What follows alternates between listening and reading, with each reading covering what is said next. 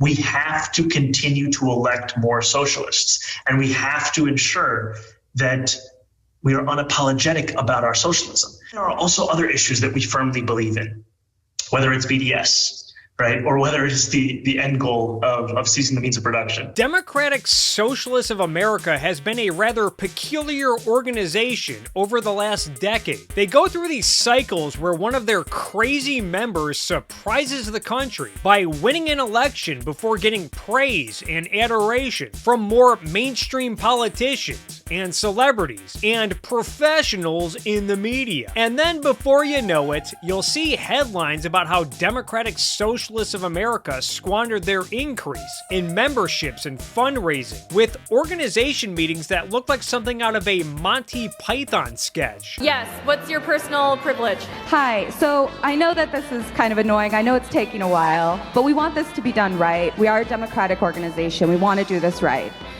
I myself watched some of the counters not count some of the votes. If you look at it, most of the time that has been wasted in this body was not wasted on debate. It was wasted in vote after vote after vote and voting on whether we're going to vote on voting. It is ridiculous. We're deadlocked again. I demand a recount. As I said, no one counted right the first time. Well, I don't know how to count right the first time. How do you count? I don't know. Quick point of privilege. Quick point of personal privilege. Yes. Guys, first of all, James Jackson, Sacramento, he, him. I just want to say, can we please keep the chatter to a minimum? Point of personal privilege. Yes. Please do not use gendered language to address everyone. Right now, Democratic Socialists of America could be in somewhat of an upswing due to this maniac, Zoran Mamdani, who recently managed to secure the Democratic Party's nomination for the upcoming New York City mayoral election. And this Mamdani guy has a history of saying rather communist-y things over the years. We'll have to go beyond the market. We can establish community land trusts to gradually buy up housing on the private market and convert it to community ownership. And this is the sneaky part about Democratic Socialists of America and other self-proclaimed democratic socialists. They like to fancy themselves as socialists who are not as horrible as communists. You know, they're a little more democratic than the communists. We're often told that democratic socialists just want whatever Scandinavian countries like Denmark and Sweden and Norway have. And I think we should look to countries like Denmark, like Sweden, and Norway. With their more billionaires per capita and lower estate taxes and large multinational corporations. Oops, I mean state-run healthcare. Yeah, that's all the Democratic Socialists want. Other than that, they're totally fine with stuff like capitalism and profits. Never mind the fact that some of the organization's founding members were Marxists and former members of the Communist Party. Even several Democratic Socialists of America members have admitted over the years that they too are essentially communists, or at least are fine with communism, as the organization has a history of selling Karl Marx merchandise, promoting the works of Karl Marx and Friedrich Engels, with the San Francisco chapter holding Mao Zedong book club meetings. And yes, that's Mao Zedong. These guys are a fucking disgrace! Along with the Seattle chapter publishing an article reporting on the success of the Marxist Unity Group at the organization's 2023 convention. But sure, Democratic Socialists of America is totally not a communist organization, you guys. Organization members like Alexandria Ocasio-Cortez and Zoran Mamdani are just innocent little angels, here to lower the cost of living with wishful thinking. And hey, if their big-brained ideas don't work out, or worse, they end up making life worse, at least their intentions are good. The only party right now that to me seems America first is the Democrat Socialist Party. Yep. Bernie is America first. Mamdani and all his ideas that he will not be able to execute, and I frankly think many of them are not good ideas, but he is no doubt New York first. The policies seem to want to help people here. That's what I care about. You absolutely suck! While we're here, let's briefly talk about Karl Marx and the history of Marxists trying to impose Marxism on others. Karl Marx was a 19th century German philosopher, heavily influenced by the philosopher Hegel, who thought that all of history is defined by class struggle, a constant battle between one oppressor group and one oppressed group. Under capitalism, Marx thought that the new class struggle was between the bourgeoisie, i.e. ownership class, and the proletariat, i.e. working class. Marx believed that tensions between the two would eventually reach a tipping point, and thought that the working class ought to overthrow the ownership class and all existing social conditions, while also seizing the means of production and abolishing private property, with the hope of creating a classless society. This is a major reason why economic arguments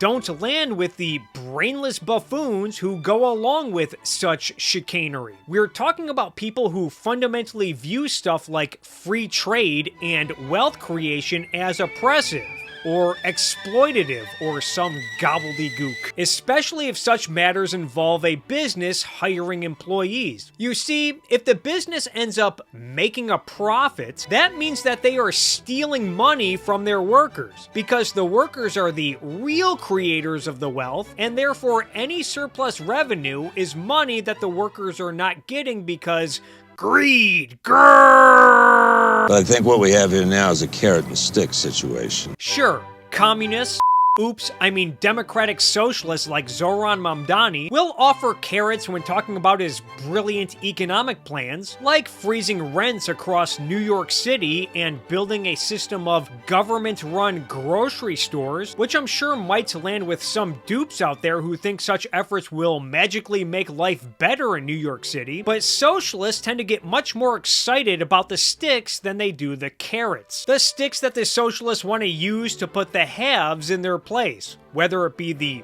billionaires, the greedy corporations, the top 1%, or whichever buzzword they cook up in the moment to target some arbitrary group of people that they want to shake down for the high crime of being selfish. And likewise, whether it be Lenin and Stalin in Russia, or Mao Zedong in China, or the Kims in North Korea, or Ho Chi Minh in Vietnam, or Fidel Castro in Cuba, or Pol Pot in Cambodia, every time Karl Marx's crackpot ideology has been tried, it has resulted in widespread murder, oppression, and horrific economic conditions. It's been said that socialism does not work because eventually socialists run out of other people's money to dole out. But it's even worse than that. A more accurate description is that socialists eventually run out of golden geese to lay golden eggs because they swiftly slaughter them all. And once all the golden geese are gone, everyone starves because there's nobody to lay golden eggs. And look, I'm not trying to sound hyperbolic here. It's not like Mayor Mamdani will be able to impose some communist dictatorship on New York City. Some have even speculated that Mayor Mamdani might not be so bad because he might have trouble achieving some of his economic agenda. But this is like trusting an arsonist with matches and gasoline, because the building that the arsonist seeks to burn down has a robust sprinkler system. The fact that Democratic Socialists of America is not discredited to the point where every and any member who runs for political office is not laughed and ridiculed into obscurity to the point where some manage to make it to Congress and threaten to lead America's crown jewel of a city definitely speaks volumes about the state of America.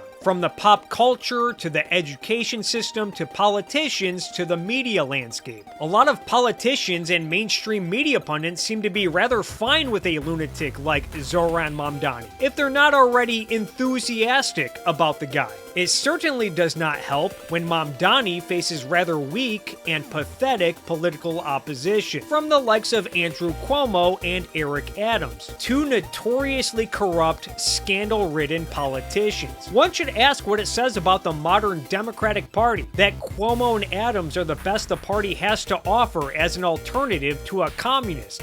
Excuse me, democratic socialist. Suffice it to say, an Adams victory or a Cuomo victory would be an injustice, while a Mamdani victory would be a disaster. With the general rise of political violence in America, with Antifa thugs smashing and looting whenever a wonderful opportunity presents itself, to health insurance executives getting murdered in New York City, to pro-Palestine mobs seizing buildings at prestigious universities like Columbia, I'm not sure how much good can come out of someone like Zoran Mamdani becoming the next mayor of New York City, especially with his soft on crime sentiment over the years, along with his waffling when asked about stuff like globalize the intifada. Add to this the fact that the Donald Trump administration is already signaling that they will try to get heavily involved in New York City if Mamdani merely wins the election, and has for weeks signaled an interest in getting further involved in large Democrat-run cities, partially in the name to combat the violent elements of the left. It overall looks like a Mamdani victory is just one gigantic diarrhea show waiting to happen.